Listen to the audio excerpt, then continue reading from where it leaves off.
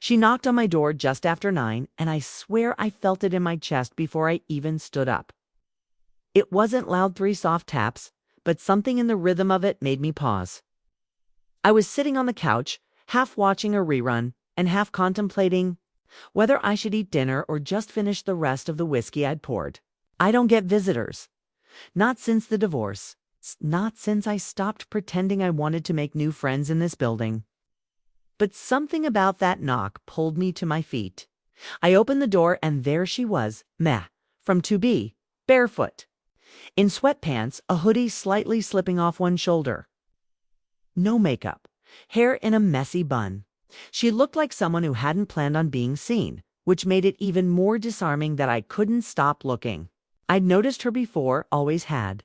We shared elevators, polite nods, a few awkward exchanges in the mailroom. But we'd never really spoken, not like this. Not close enough for me to see the nervous twitch of her lips, or the way her fingers trembled as she clutched her phone.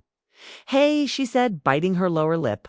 "I'm so sorry to bother you, but my kitchen sink is leaking, and I think I made it worse trying to fix it. Do you, know anything about that kind of thing?" She smiled apologetically, like she hated asking. And maybe it was the tone in her voice or the way she looked at me like I was her last hope, but I found myself saying yes before I even thought about it. I followed her down the hall to her apartment, and it hit me just how different her world felt from mine. Warm light spilled out of her door like something from a memory's soft yellow, shadows dancing from candles on the counter. Faint music playing somewhere in the background. It didn't feel staged. It felt like someone trying to make a home, even if they didn't fully believe in it yet. The sink was a mess water, a pooling, towels soaking on the floor. She knelt beside me as I opened the cabinet beneath her shoulder, brushing mine, and I felt that spark. It's that stupid, reckless jolt I hadn't felt since before everything in my life fell apart. "I really appreciate this," she said quietly, close enough that I could feel her breath. "It's been a week." I glanced at her, and our eyes locked. And that was it. That single moment where something shifted in the air between us. Heavy and charged. We both felt it. I knew we did. She didn't pull away when I brushed a damp strand of hair from her face. Didn't stop me when my fingers lingered at her jaw. And then, like gravity had taken over, our lips met. It was slow at first. Soft, testing. But once we started, there was no turning back. Her hands found my shoulders, then my hair. Mine slid around her waist, pulling her closer until we weren't fixing a sink anymore, we were unraveling. She led me to the couch, wordless, our kisses growing more desperate. I shouldn't have. I knew that even then. But logic didn't stand a chance against the way she looked at me, like I was something she'd been starving for. Clothes came off in pieces. Her body against mine was heat and rhythm and need. And I gave in, completely, like later when the candles had burned low and the silence had wrapped around us. She curled up against me, skin warm and soft, head on my chest. I couldn't sleep. My heart was racing. She sighed and whispered that wasn't just about the sink. I looked down at her, eyes already half closed, and felt something stir in me I hadn't felt in a long, long time. Not just lust, not even just connection. Hope. Dangerous, unpredictable hope. I didn't know what it meant. I didn't know what we meant, okay? But I knew this something had changed the moment I opened that door. Okay, something I hadn't been ready for, something I wasn't sure I could handle. And yet, as I lay there with her breath rising and falling against me, all I could think was, God help me. I want more. The morning after didn't feel like a mistake, if anything. It felt terrifying in how right it was. I woke up before her, the early light spilling through her curtains in long golden streaks, catching on the curve of her bare shoulder as she lay curled into my chest. For a few seconds, I just watched her sleep. No makeup, hair a wild tangle across her pillow, lips parted slightly as she breathed. She looked peaceful, but there was something in her brow still furrowed slightly, even in rest, that reminded me this wasn't some fairy tale. Emma wasn't some fantasy. She was real and complicated and messy. And so was I when she finally stirred, stretching and blinking slowly. Her first instinct was to pull the blanket higher up around her chest. Then she looked at me and smiled, small, unsure but sincere. "Morning," she whispered. That one word sent a wave through me. A craving, not just for her body, but for the rhythm of this. Her voice in the morning, her eyes half asleep. The quiet between us that didn't feel awkward. We stayed in bed longer than we should have, not saying much, just breathing together. Fingers tracing skin like we were trying to memorize each other. I didn't know what this was, but I didn't want it to end.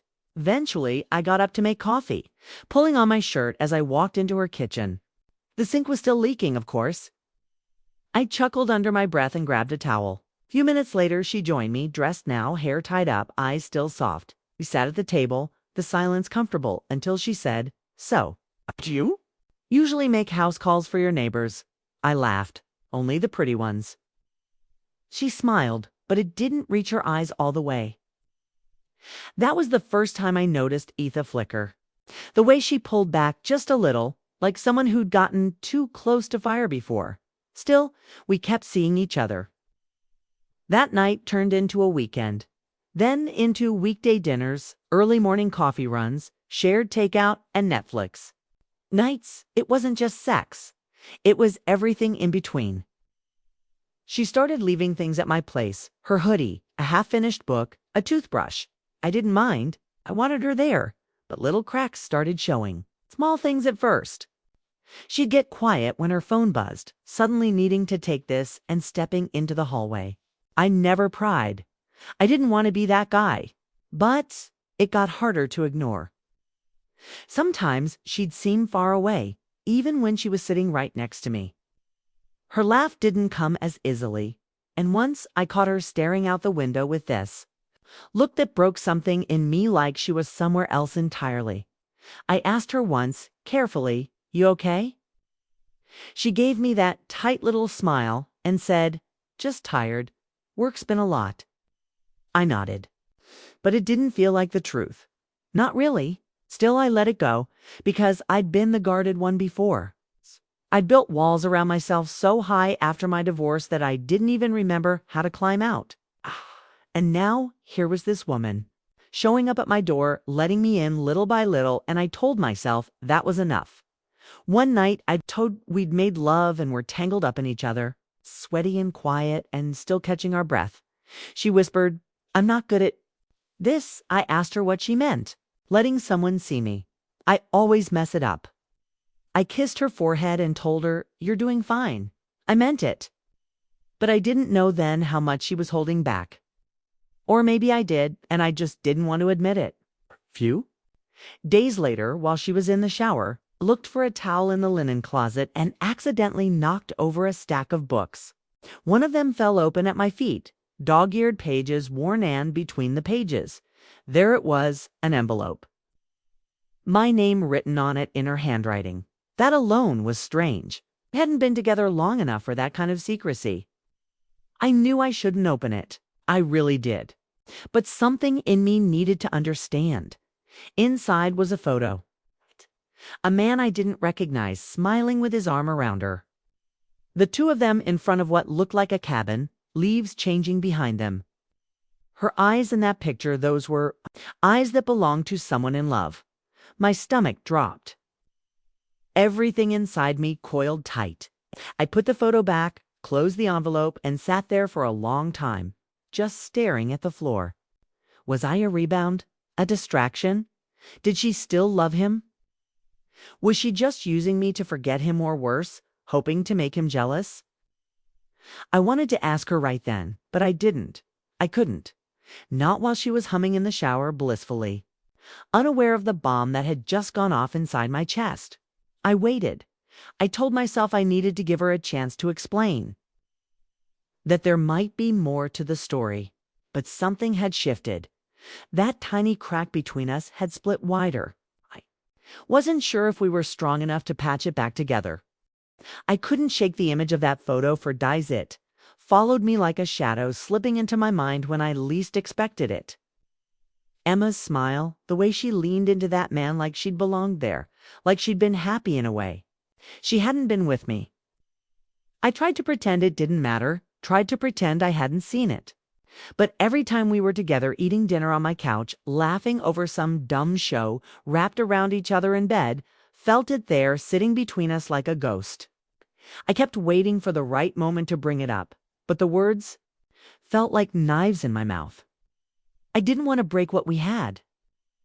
And worse, I didn't want to hear her confirm what I already feared, that this thing between us wasn't what I thought it was. That maybe I was just filling in space someone else had left behind. But I couldn't hold it in forever. One night, after she fell asleep on my shoulder, I just broke. I gently shifted her off me, walked into the kitchen, and stood there for a while, gripping the counter like it could keep me from falling apart.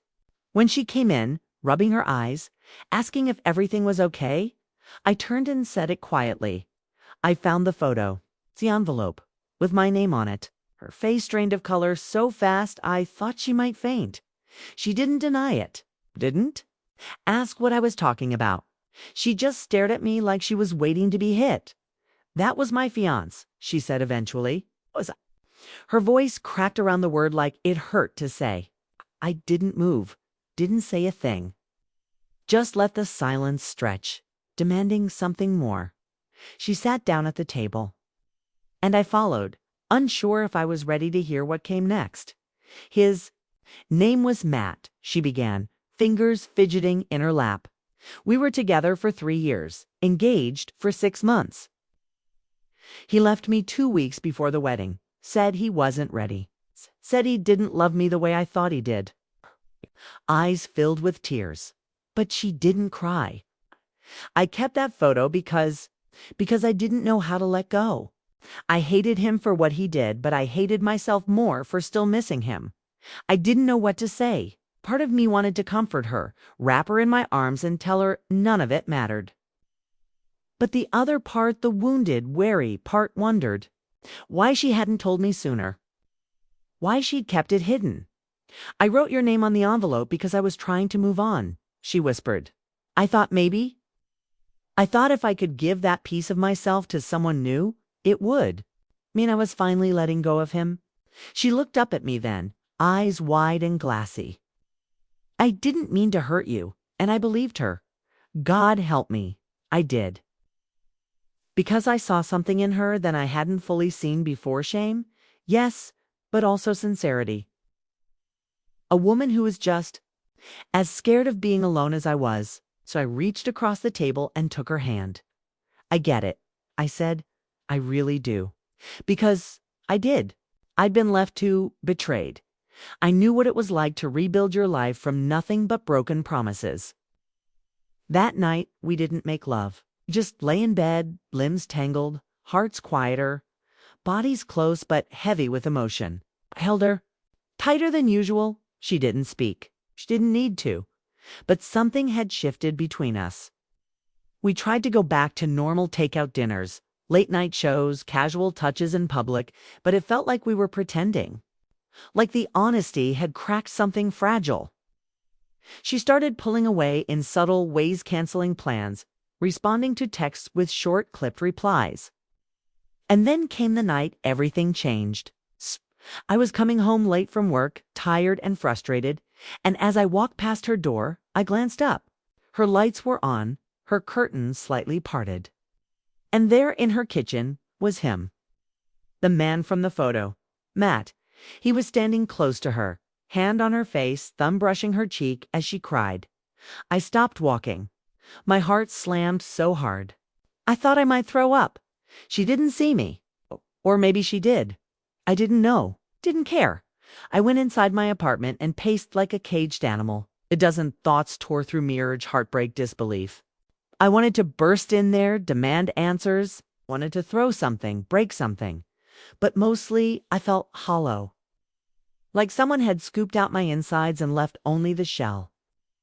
She'd told me she was trying to let him go. That she was choosing me. But there he was, right back in her arms. And the worst part? She hadn't told me. No warning, no explanation. Just secrets. Again, I sat down on my bed and stared at the wall.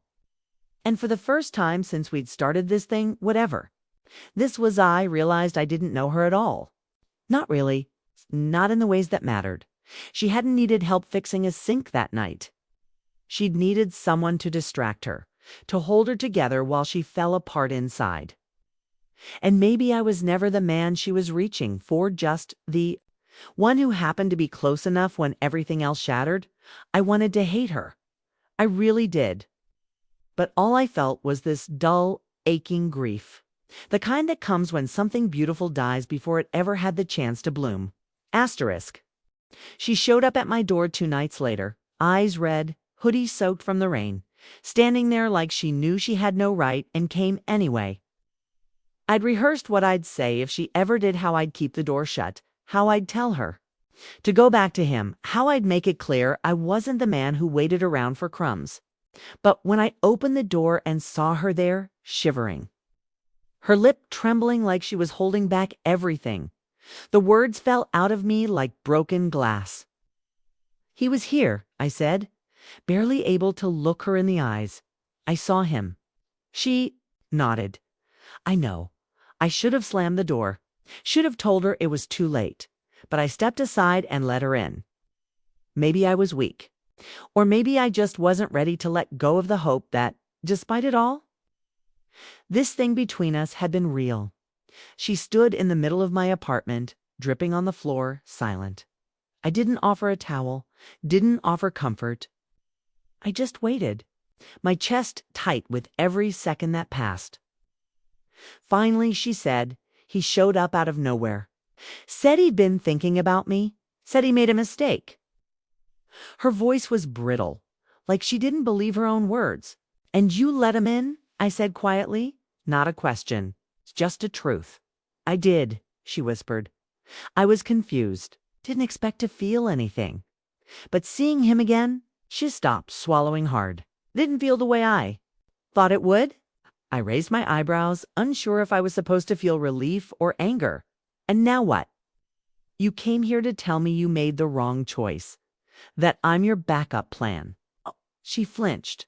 No, I came here to tell you I fucked up. That I panicked. That I'm scared. Her voice broke. And that I don't want to lose you.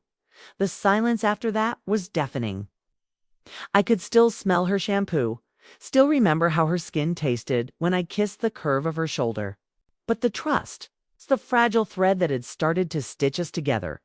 It was frayed, unraveling. I wanted to believe her. But I'd been burned before badly. And love, as I'd learned, doesn't always come wrapped in sincerity. Sometimes it comes with apologies too late and promises too thin. I turned away from her and sat down on the couch, elbows on my knees, head in my hands. I don't know if I can do this, I said, not looking at her. I don't know if I can keep feeling like I'm just a placeholder in someone else's story. She crossed the room, kneeling in front of me, her hands on mine. You're not, she said, fiercely. You never were. Her voice cracked again. I didn't know how to be loved by someone who meant it. Not after him. I was waiting for it to go wrong. And when he showed up, I thought maybe going back to what I knew would be easier than trusting. Something new. She looked up at me, her face streaked with rain and tears. But being with you? It wasn't safe. It wasn't easy. But it was real. You saw me. And it scared the hell out of me. I looked at her then. Really looked at her, not just the woman who'd hurt me, but the woman who'd been broken before I ever came along. The woman who still carried the bruises of someone else's goodbye, and maybe I understood her better than I wanted to admit. I reached up and brushed her hair back from her face. You don't get to run the second it's hard, I said. That's not how this works. She nodded. I know. I don't want to run anymore. I want to stay if you'll let me. We sat there for a long time. No kisses, no declarations. Just the weight of everything between us, what we built, what we've broken, what we might still salvage. Eventually, I told her the truth.